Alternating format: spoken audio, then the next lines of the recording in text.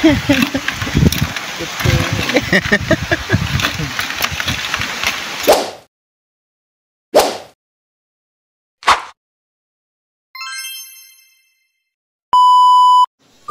maayong gabi mga kalaloy. Porto disipincho di ay mamanakta sa dagat. Nagulam dahil kong ispat ako ang uganan mga kalaloy. Ako ang isuhyan og full charge mani.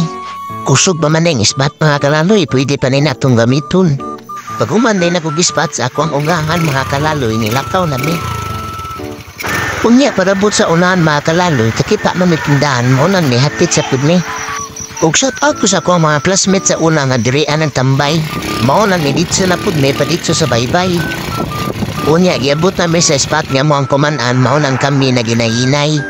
O nang nakakita mi dayon og sawaki na damay. Ug giparisan pud isda na damay. Mao nang gamay pagkayo mong kuha mga kalaloy.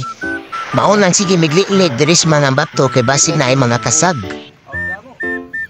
Nagakuha mi og kasag mga kalaloy pero mauni ang naitabo. Napaakan ang kamot sa ako ang kauban.